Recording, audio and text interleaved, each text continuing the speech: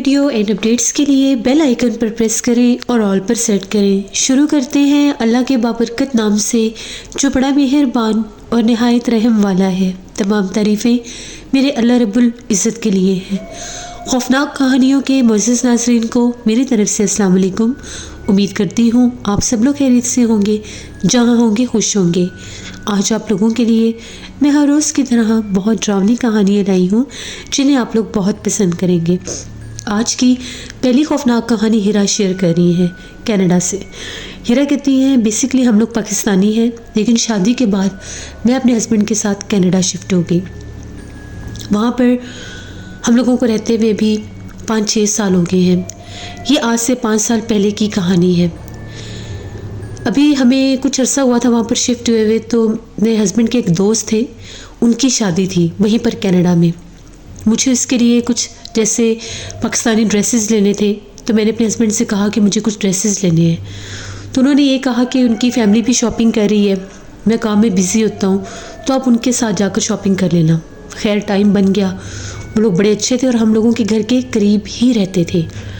उनकी भी कुछ ख़वातीन थी, यानी वो जो मेरे हस्बैंड के दोस्त थे उनकी बहन थी, आगे से फिर भाभी वगैरह, उन लोगों ने भी शॉपिंग करनी थी। हम लोग 3-4 औरतें थी, हम लोग मिलकर शॉपिंग करने चली गई। वो लोग वहाँ के कुछ मॉल्स भी जानती थी। मैंने उन्हें बताया कि मुझे इस तरह से एम्ब्रॉयडरी वाले ड्रेसेस लेने हैं। तो उनकी जो बहन थी उसने ये कहा कि एक यहाँ पर नया मॉल बना है, हम लोग वो ट्राई करते हैं। वहाँ पर पाकिस्तानी ड्रेसेस भी हैं, इंडियन स्टाइल के ड्रेसेस भी हैं, तो जो भी पसंद आएगा हम वहाँ से ले लेंगे। हम लोग वहाँ पर गए तो उन लोगों ने ये कहा कि जितना भी जैसे ये फैंसी ड्रेसेस होते हैं, पार्टी वेयर हो गए, वेडिंग वेयर हो गए, ये आपको आप सेकंड फ्लोर पर चले जाएं, वहाँ पर सारे यही ड्रेसेस हैं। हम लोग सेकंड फ्लोर पर आ गए। वहाँ से मुझे 2-3 ड्रेस पसंद आए। अब उन लोगों का जो ट्रायल रूम था, वो जहाँ पर उन लोगों की वो बुटीक थी, उसकी बिल्कुल बैक साइड पर एक गैलरी थी, वहाँ पर उनका वो ट्रायल रूम था। हम लोगों ने पूछा तो उसने बताया कि उस जगह पर ट्रायल रूम है। अभी वो लोग कपड़े सेलेक्ट कर रही थी। अब मैं ट्रायल रूम में जाने लगी।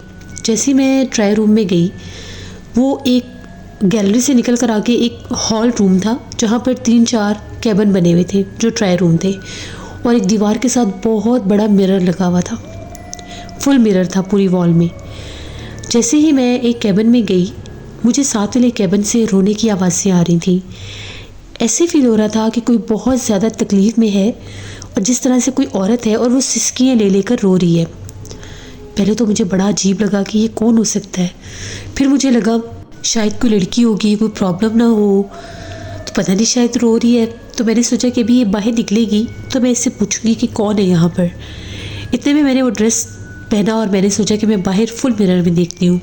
जैसे मैं कैबिन से बाहर निकल कर मिरर के सामने खड़ी होकर अपना ड्रेस देख रही थी, जिस कैबिन से मुझे रोने की आवाज़ें आ रही थी, ऐसा लगा उस कैबिन का दरवाज़ा खुला है बाकायदा। वहाँ से मुझे चेहरा तो नज़र नहीं आया, बहुत ज़्यादा अंधेरा था, लेकिन मुझे 2 आंखें नज़र आईं, जैसे दरवाजे के पीछे से किसी ने थोड़ा सा सर निकाला है और मुझे देखा है। मैंने फ़ौरन पीछे देखा तो उसने दरवाज़ा ऐसे बंद किया। मैंने पूछा कौन है वहाँ पर, क्या आपको कोई मदद चाहिए? लेकिन उसने मेरी किसी बात का जवाब नहीं दिया। जो ड्रेस मैंने पहना वो मुझे कुछ ख़ास नहीं लगा। मैंने सोचा दूसरा ड्रेस ट्राई करती हूँ। मैं फिर कैबिन में चली गई। अब जैसे ही मैं वहाँ पर वो दूसरा ड्रेस ट्राई करने लगी थी, मुझे ऐसा लगा कि जैसे वो कैबिन के सेंटर में जो पार्टीशन थी, वो बहुत ज़्यादा फुल वॉल नहीं थी, वो हाफ से थोड़ी सी ऊंची वॉल थी। मुझे ऐसा लगा जैसे वहाँ से मुझे किसी ने ऊपर से झांक कर देखा है। एक काले रंग का सर मुझे नज़र आया बाकायदा। एकदम से मेरी चीख निकली, क्योंकि जब मैं सामने उस ट्रायल रूम में भी एक मिरर लगा हुआ था, वहाँ से मुझे काले रंग के बाल नज़र आए। जैसे उस पिछली जो वॉल थी, उस वॉल के ऊपर वो बाल आए हुए हैं, पार्टीशन जैसे उन्होंने सेंटर में वो एक बोर्ड लगाया हुआ था। जब मुझे वहाँ से वो बाल नज़र आए, मैंने पीछे देखा तो वो सर पीछे हट गया। अब मैं बहुत डर गई कि ये पता नहीं क्या माजरा है, कौन है यहाँ पर। मैं ऊँची आवाज़ में बोली कि ये क्या बदतमीज़ी है, कौन है यहाँ पर, कौन ऊपर से झांक कर देख रहा है। मैंने फ़ौरन से वो कैबिन का दरवाज़ा खोला और मैं बाहर रिसेप्शन पर चली गई। मैंने जाकर कंप्लेन की कि वहाँ पर कैबिन में कौन है, कभी रोने की आवाज़ें आ रही हैं, कभी कोई दरवाज़ा देख रहा है बार बार खोल कर। और अब जब मैं वो ड्रेस ट्राई करने लगी तो मुझे इस कैबिन से ऊपर से झांक कर किसी ने देखा है। मुझे लंबे बाल नज़र आए हैं। वो लोग बड़ी हैरान कि वहाँ पर तो कोई गया ही नहीं है, अभी कोई कस्टमर आया ही नहीं इस तरफ। उसने कहा कि आपको कोई मिसअंडरस्टूड हुआ होगा, हम जाकर चेक करते हैं। मैंने ने कहा कि जो भी है आप एक दफ़ा जाकर चेक करें और मुझे देखकर बताएं। अब मेरे साथ जो आई हुई थी दूसरी लेडीज़, वो लोग भी परेशान, वो भी मेरे साथ अंदर आई। सारे कैबिन छान मारे, किसी कैबिन में कोई भी नहीं था। थोड़ी देर पहले जहाँ से रोने की आवाज़ें आ रही थी, जहाँ पर मैंने बाकायदा दरवाज़ा खोलकर उसको बाहर झांकते देखा, मुझे इन सब ने ये कहा कि शायद आपको कोई वहम हुआ हो, यहाँ पर तो कोई भी नहीं है। मैं थोड़ी सी हो गई कि पता नहीं पहली बार मैं इनके साथ शॉपिंग पर आई और ये लोग क्या समझेंगे। मैंने इस चीज़ को इग्नोर किया और मैं दोबारा से एक ड्रेस ट्राई करने के लिए उसी ट्राई रूम में चली गई। जैसे मैं वहाँ से बाहर निकली, मैंने एक बहुत भयानक औरत को देखा जो दुल्हन के रूप में उसी शीशे के सामने खड़ी थी। वो बहुत भयानक थी, उसके हाथ बहुत खूबसूरत थे, लेकिन उसका चेहरा ऐसे था जैसे कुछ जला हुआ कोयला होता है। इतना भयानक रूप देखकर मैं बहुत डर गई, मेरी बहुत ऊंची चीख निकली। मैंने सब कुछ वहीं पर फेंका और मैं भागी बाहर की तरफ। मैंने लोगों से कहा कि आप जल्दी यहाँ से चले, मुझे यहाँ से कुछ भी नहीं लेना। वो लोग मुझे रोकते रह गए, पूछते रह गए, लेकिन मुझे पता था कि यहाँ पर मेरी बात पर कोई यकीन नहीं करेगा। मुझे बार बार वहाँ पर वो मखलूक नज़र आ रही थी। फिर बाकायदा मैंने उसको, जैसे वो दुल्हन वाला उसने लिबास पहना हुआ था, उसने अपना असल चेहरा भी मुझे दिखा दिया। हम लोग वहाँ से निकले, वहाँ पर सामने एक कैफ़े था, वहाँ से जूस वगैरह लिया। मैं बहुत ज़्यादा डरी हुई थी। मैंने उन सबको बताया कि आप लोग माने या ना माने, ये जगह सेफ ज़्यादा थी। मुझे बाकायदा वहाँ पर एक मखलूक नज़र आई है, पहले भी नज़र आई है, अब भी आई है। अभी हम लोग वहाँ पर बातें कर ही रहे थे, उसी कैफेटेरिया पर कोई बूढ़ा सा आदमी था, पता नहीं वहाँ पर काम करता था या कौन था। वो मेरी तरफ देखने लग गया और उसने पूछा कि सामने वाली बुटीक की बात कर रहे हैं। हमने उन्हें बताया कि जी उसी की बात कर रहे हैं। उस बुज़ुर्ग का ये कहना था कि मैं यहीं पर रहता हूँ, इसी कैफेटेरिया के ऊपर मेरा कमरा है जहाँ पर मैं सोता हूँ। यहाँ से रात भर भयानक आवाज़ें आती हैं और एक बहुत खौफनाक चेहरे वाली औरत है जो रात भर बिल्कुल सामने जो उनकी खिड़की है वहाँ पर खड़ी रहती है। उसका बहुत खौफनाक चेहरा है, बहुत स्याह रंग का चेहरा है उसका। मैंने उसको 3-4 बार देखा है और मैंने 3-4 बार जाकर इन लोगों से इस बारे में बात भी की है, लेकिन ये लोग इस बात को नहीं मानते, क्योंकि इन लोगों ने कुछ अर्सा पहले ही यहाँ पर ये बुटीक लॉन्च किया है और ये लोग कहते हैं कि हम लोगों की जो बुटीक है इसकी वैल्यू डाउन हो जाएगी अगर ऐसी कोई भी अफवाह किसी ने फैलाई तो। मुझे लोगों ने बहुत डरा धमका दिया। उसके बाद मैं जब भी रात को सोता हूँ, मैं उस खिड़की की तरफ कभी देखता भी नहीं। मुझे इतना डर लगता है। ये लड़की जो बात कर रही है ये बिल्कुल ठीक बात कर रही है। वो अभी तक उसने किसी को नुकसान नहीं दिया। आज से 2 माह पहले भी यहाँ पर एक लड़की आई थी, पाकिस्तानी फैमिली थी वो भी। उस लड़की की शादी थी। वो लड़की यहाँ पर जैसे अपना ड्रेस वगैरह देख रही थी, उसने भी उसी मखलूक को देखा था और वो चीखें मारती हुई यहीं से भागती हुई गई थी।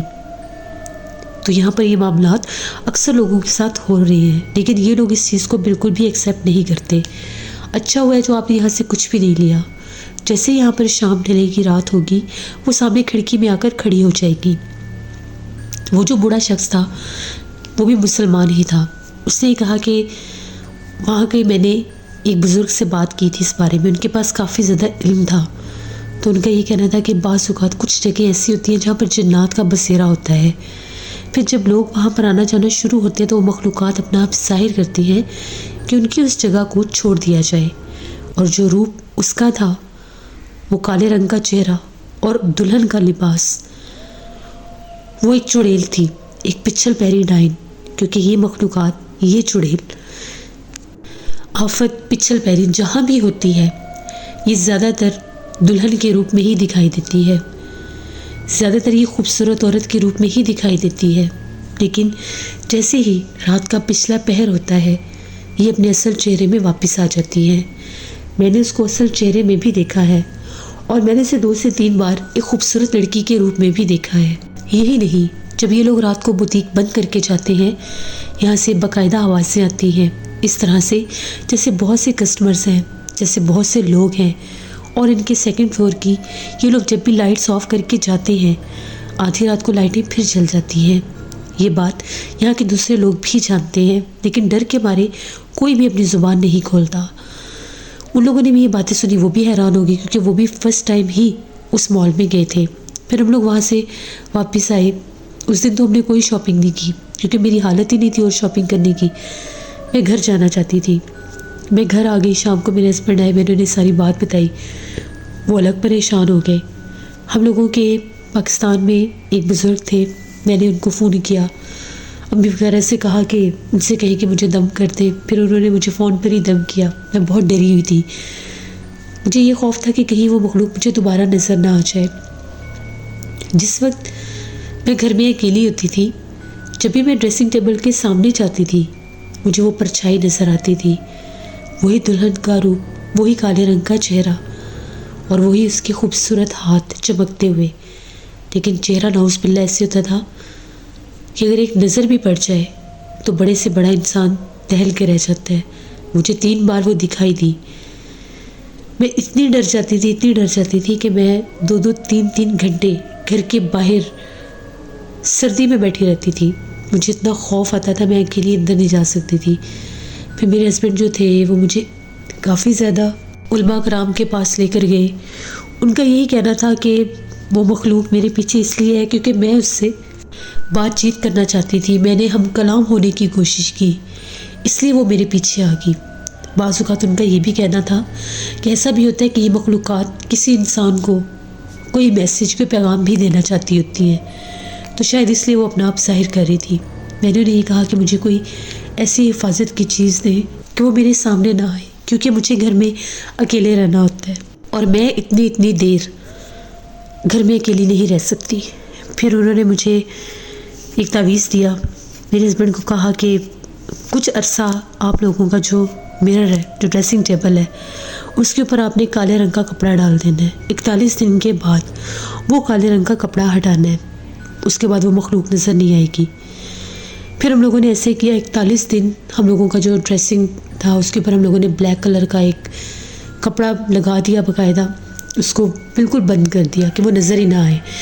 और मैं इतना डरती थी कि मैं वॉशरूम में भी जो मिरर थे उनके सामने भी नहीं जाती थी। 41 दिन के बाद फिर वो मिरर के आगे से हमने वो कपड़ा हटाया, तब जाकर वो मखलूक मुझे दोबारा नज़र नहीं आई। ये मेरी एक कहानी थी जिसे मैं कभी भी नहीं भुला सकती। पता नहीं वो मेरे पीछे क्यों आई, मुझे क्यों दिखाई देती थी, मैं नहीं जानती। ऐसे उसने मुझे कोई नुकसान नहीं दिया, लेकिन खौफ बहुत था उसका, जो मैंने आपके साथ शेयर की। बहुत शुक्रिया हिरा आपका। जैसे ये थी आज की खौफनाक कहानी। अपना फीडबैक मुझे ज़रूर दें, आप लोगों को कैसी लगी। आप लोग भी अपनी खौफनाक कहानियाँ शेयर कर सकते हैं डिस्क्रिप्शन बॉक्स में दिए गए ईमेल आईडी nushinvik57@gmail.com पर। इसके अलावा आप लोग मुझे कमेंट बॉक्स में भी स्टोरी शेयर कर सकते हैं। हॉरर स्टोरीज़ उर्दू पर भी मैं स्टोरी ऑनर कर रही हूँ, उसको भी विज़िट करें एंड सब्सक्राइब करें। अपना बहुत सा ख्याल रखिएगा। अपनी ढेरों दुआओं में मुझे, मेरी फैमिली, मेरे पूरे पाकिस्तान को याद रखिएगा। Thank you for listening my stories. Stay blessed. Allah Nigeban.